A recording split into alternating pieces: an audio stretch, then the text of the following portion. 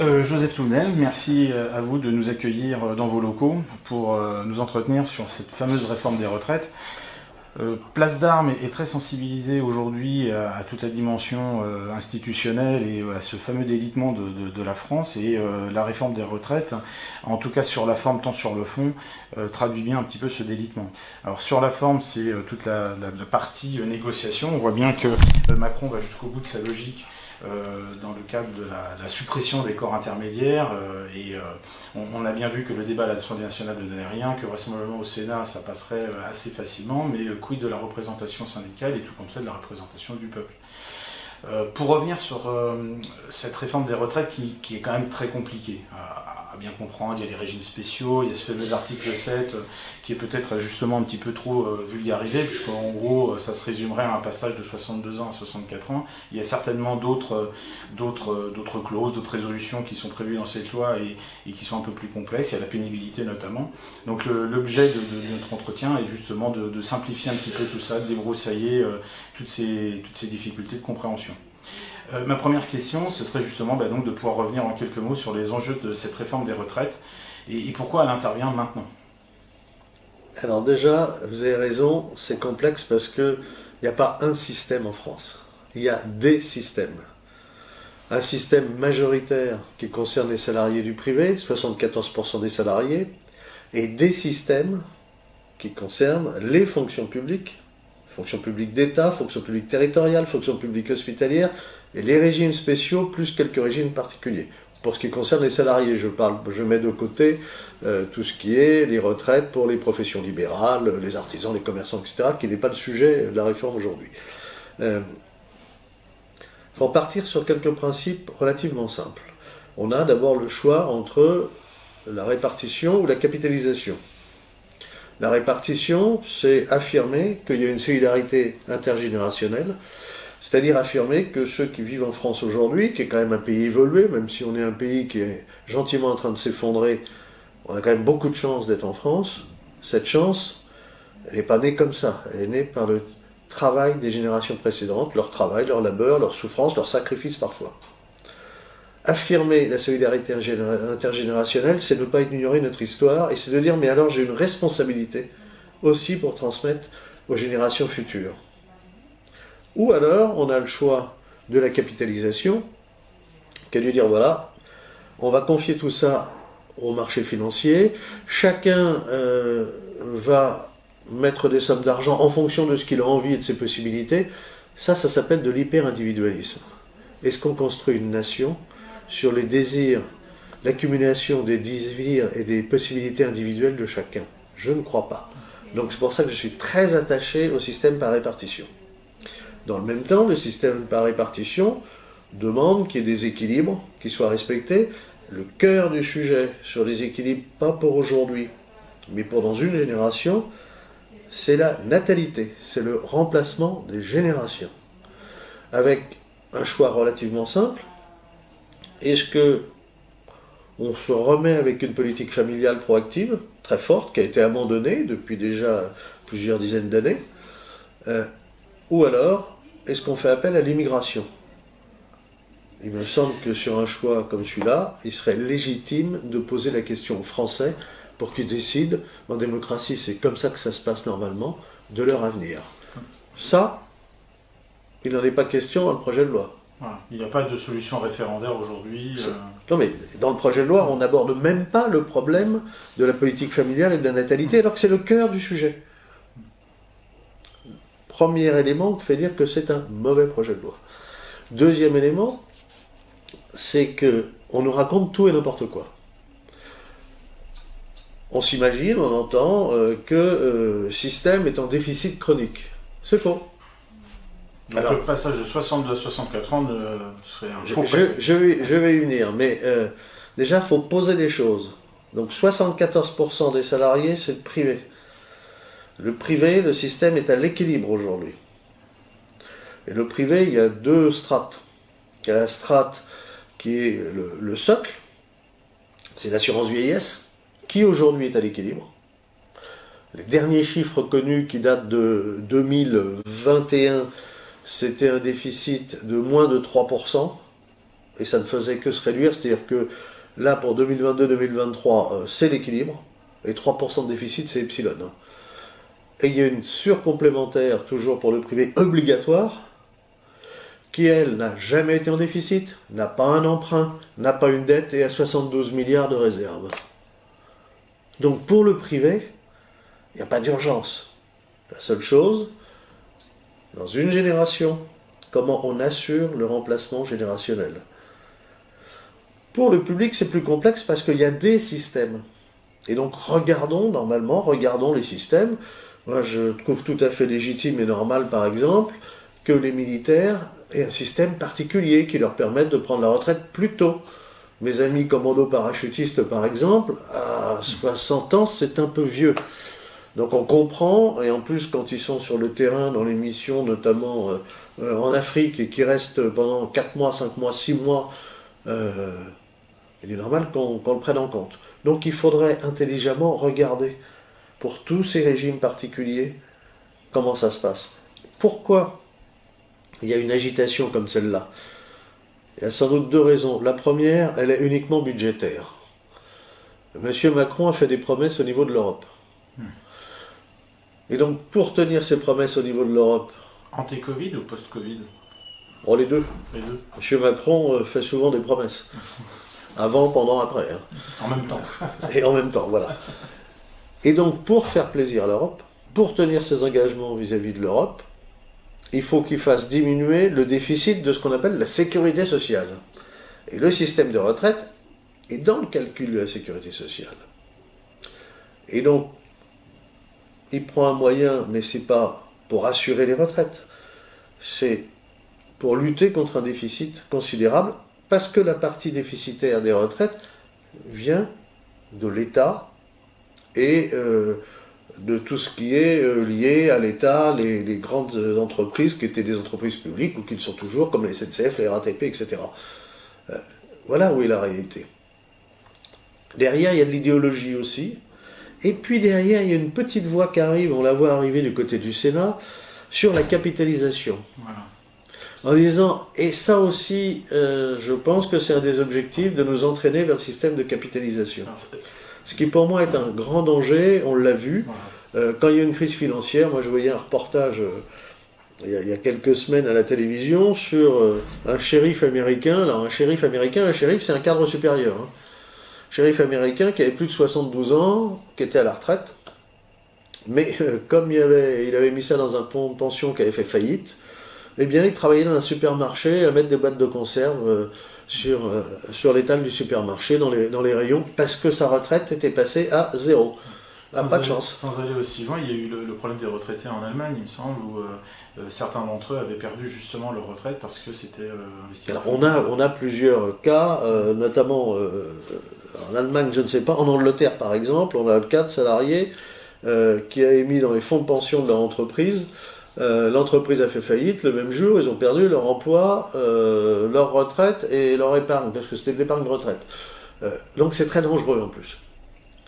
Cela dit, quand on fait des réserves, comme le fait le privé qui gère lui-même, c'est, quand je dis 72 milliards de réserves, c'est une gestion paritaire, c'est-à-dire du patronat et des syndicats, sans que l'État y mette son nez. Les corps intermédiaires. Et ce corps intermédiaire, il a 72 milliards de réserves, pas une dette, pas un emprunt. Évidemment, ces sommes sont placées sur les marchés financiers. Ça, c'est un mode de gestion qui permet de suivre au jour le jour. Mais il n'y a pas le risque, ne repose pas sur les salariés et leur retraite. Le mode de gestion fait qu'il y a la cotisation qui permet de payer les retraites des retraités aujourd'hui, et en même temps un matelas de sécurité en cas de risque, en cas de problème, où tout d'un coup, une année, on a une crise Covid, et puis les cotisations tombent, mais il y a de plus en plus de retraités, il y a les réserves. Donc ça, c'est un mode de gestion intelligent. Vous avez évoqué l'âge. D'abord, il y a une désinformation complète. Je voyais sur des chaînes de télévision une carte de l'Europe, et on voyait la France 62 ans, et puis les autres pays 64, 66, 65 ans. On dit, la France, 62 ans pour la retraite, vous êtes atypique, donc il faut faire comme les autres. Ben d'abord, c'est inexact cette carte, sauf à considérer que les femmes ne travaillent pas.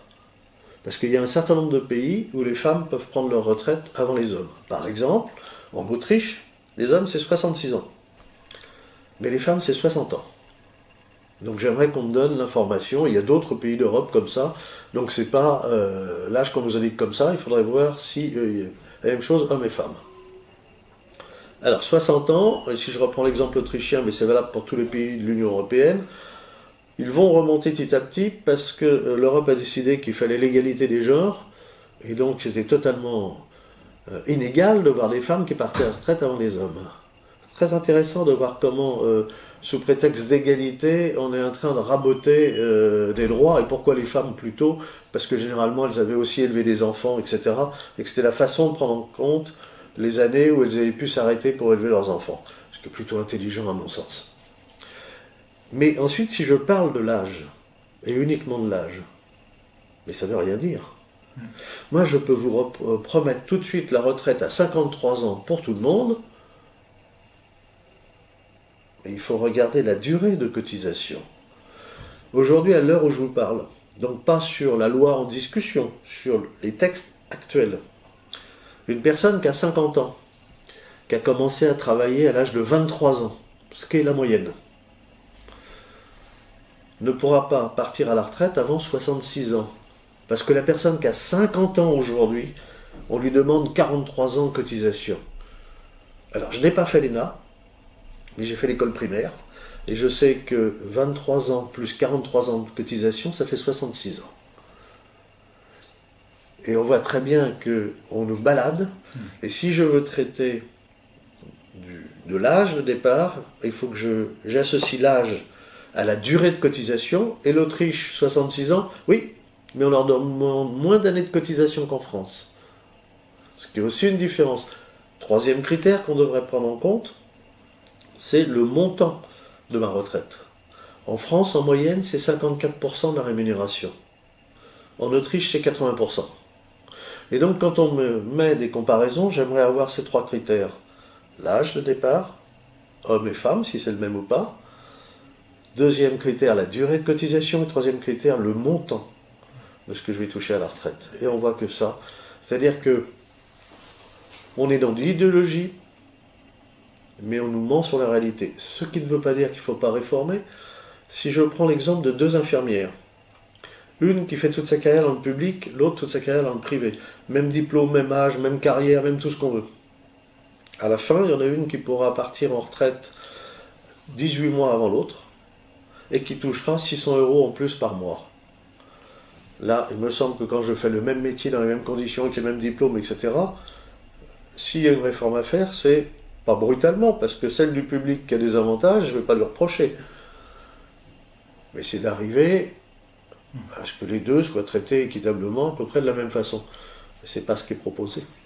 Il y a un critère, peut-être un quatrième critère que vous n'avez pas évoqué, c'est celui de la pénibilité. Alors il y a eu des modifications qui sont prévues dans ce projet de réforme. Qu'en est-il exactement, sachant que pour le souvenir que j'en ai, c'était un peu une usine à gaz, ce qui avait été fait. Alors, d'abord, quand on a parlé de l'âge, c'est pas l'âge où on est mis à la retraite d'office. C'est l'âge à partir de laquelle je peux me mettre en retraite. Donc c'est pas coup près. Si je veux travailler jusqu'à 70 ans, je peux travailler jusqu'à 70 ans, sauf si mon employeur se sépare de moi. Donc arrêtons de nous mettre dans la tête qu'à partir de cet âge-là, ça s'arrête. C'est pas vrai. Il y a des critères qui font que certaines personnes, et ça existe déjà, peuvent prendre leur retraite un peu plus tôt. Notamment ceux qui ont commencé à travailler très tôt. Ceux qui ont commencé à travailler à l'âge de 15 ans, 15 ans et demi, 16 ans, il y en a encore. C'est prévu déjà dans les textes. La pénibilité, c'est vraiment quelque chose à prendre en compte, parce que, qu'est-ce que c'est que la pénibilité? C'est j'ai effectué des tâches particulièrement pénibles et particulièrement usantes, qui fait que je pars en retraite, je peux partir en retraite plus tôt. Il y a de nouveaux critères qui sont mis. Je note que les mêmes qui avaient sorti ces critères avant, par exemple le port de poids de charges lourdes, sont en train de les remettre. Mais ce n'est là que du bon sens. Ensuite se pose une question, comment mesure-t-on la pénibilité? Là, je pense que la bonne voie, c'est pas que l'État décide c'est de confier aux branches professionnelles qui connaissent leur métier et la pratique de leur métier, le soin d'affiner sur ces critères. Parce que ces entreprises, d'abord c'est pour éviter de les mettre en concurrence déloyale entre celle qui va être plus sociale et celle qui va être moins sociale. Donc ça c'est le rôle de la branche. Et à elle de fixer leurs critères de pénibilité en fonction de la réalité de l'emploi. Par exemple, je suis de ceux qui pensent qu'une réforme des régimes spéciaux, ça ne me paraît pas quelque chose d'atypique, parce que les emplois, le travail a évolué, mais je pense qu'on ne peut pas demander à un petit rat de l'opéra ou un danseur étoile de travailler jusqu'à 62 ou 66 ans. Je serais bien incapable de faire le danseur étoile jusqu'à cet âge-là. Par contre, je ne vois pas pourquoi le comptable de l'Opéra de Paris pourrait partir à la même âge que le danseur étoile. C'est là où il faut mettre des critères. Tout ça n'est que du bon sens. D'accord. J'ai une autre question qui là porte plus sur je dirais, l'avenir du travail. Ce qu'est le travail aujourd'hui en France. On voit bien que depuis une bonne dizaine d'années, en gros depuis l'avènement des auto-entrepreneurs, qu'on appelle aujourd'hui micro-entreprises, on voit bien qu'il existe deux catégories, j'allais dire, de salariés. Il y a le salariat vraiment avec un lien de subordination au sein de l'entreprise, et puis il y a ces sous-traitants qui viennent de l'extérieur et qui ne cotisent pas au même taux que tout le monde fait. Est-ce qu'ils auront la même retraite? Est-ce qu'on n'est pas en train d'instaurer de façon implicite une vraie précarisation du marché du travail? Et est-ce que ça ne remet pas en cause justement les fondements de ce marché du travail aujourd'hui en France? Alors là, nous avons une bombe sociale à retardement. C'est-à-dire que j'ai rien contre les auto-entrepreneurs. Je trouve que c'est quelqu'un qui veut lancer son entreprise, qui choisit d'être auto-entrepreneur, très bien, il faut même lui faciliter la vie, notamment administrativement. Par contre, on devrait mettre un socle. Si je veux bénéficier davantage, il faut à un moment donné que je participe, c'est les droits et les devoirs. Beaucoup de ceux qui se lancent dans l'auto-entrepreneuriat ne prennent pas en compte le fait qu'en cotisant quasiment pas, très peu pour la retraite, ils n'en auront pas. Comment ça se passe dans ces cas-là? Eh bien voilà des gens qui font tout à fait légitimement une démarche individuelle, mais qui à la fin de leur vie vont venir en disant au secours, solidarité nationale. Non.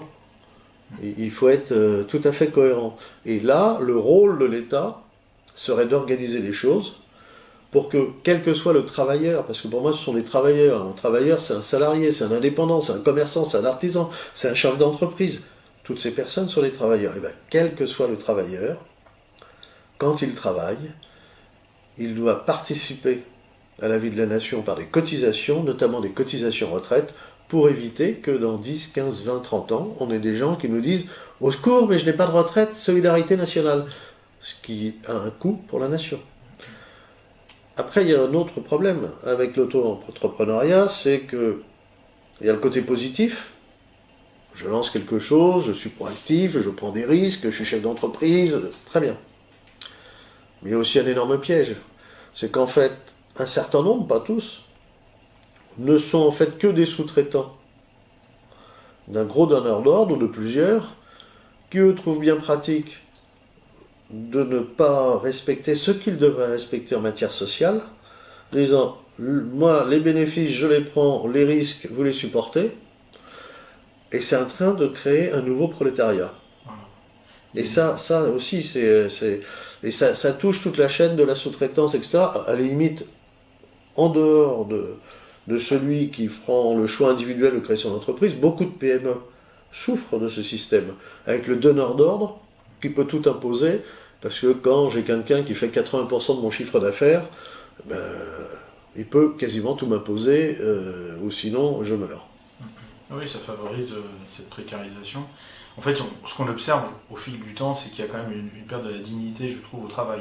Alors on perd, il y a la perte de dignité parce qu'il y a la perte du sens du travail. Il faut revaloriser le travail, mais il faut se mettre d'accord sur ce qu'est travailler. Pour le chrétien que je suis, travailler, c'est participer au bien commun. En travaillant, je suis co-créateur Donc c'est quelque chose de très très élevé. Je participe à la création par mon travail, par mon labeur. Alors qu'aujourd'hui, pour beaucoup, le travail, c'est juste un échange force physique ou intellectuelle contre rémunération. Eh bien non, c'est bien au-delà. La valeur travail, c'est ça qu'il faut revaloriser. Et ce que veut dire aussi, par exemple, que les parents qui élèvent leurs enfants, généralement c'est des mères de famille, elles travaillent. Elles participent, elles sont co-créatrices, ô combien par l'éducation, et elles participent au bien commun. Donc on devrait se poser la question aujourd'hui, comment on fait pour aider les mères de famille qui s'arrêtent 3 ans, 4 ans pour élever leurs enfants, pour qu'ensuite, elles puissent revenir facilement dans la vie professionnelle, 2, que ces années, qui sont des années de travail, participent à leur retraite. Je n'ai rien vu de cela dans le mauvais projet de loi Macron. Très bien. Peut-être un mot de la fin, une conclusion sur cette réforme et puis sur ce qui va se passer dans les semaines à venir. Ce qui va se passer, moi je ne souhaite absolument pas le blocage du pays. Il y a 2 grandes responsabilités dans le blocage du pays. La mauvaise méthode qui a été prise, parce que la bonne méthode sur un sujet comme celui-là, c'est de travailler avec les premiers responsables, les partenaires sociaux, de préparer les choses. Franchement, quand on voit que le gouvernement n'avait même pas vu que dans le texte qu'il proposait, les mères de famille en prenaient plein la tête. Ils ne s'en étaient même pas aperçus, c'est pour dire comment ils sont mauvais. C'est-à-dire qu'ils font un texte et ils ne se rendent pas compte des conséquences du texte. S'ils avaient pris les choses en amont, on aurait déjà pu séparer. Déjà, on aurait pu très facilement dire, bon, ça ne concerne pas le privé. Pourquoi? Parce que le privé, ça fait déjà des années qu'il fait les efforts. Je rappellerai qu'avant, on calculait la retraite du privé sur les 10 meilleures années. Maintenant, c'est les 25. Qu'en 20 ans, les salariés du privé travaillent plus de 20 trimestres en plus. Si je me mets 20 ans en arrière, on nous demandait de travailler beaucoup moins. Donc ces efforts, ils ont été faits, ils portent leurs fruits, c'est pour ça que le système est à l'équilibre. Donc laissons les partenaires sociaux du privé gérer leurs affaires, puisqu'ils les gèrent bien. Demandons à l'État d'être responsable dans son secteur, ce qu'il ne fait pas, ce qu'il aurait dû faire, en étant très pratique, très pragmatique et non pas idéologue. Très bien. Écoutez, merci à vous pour tous ces éclaircissements. Merci à vous.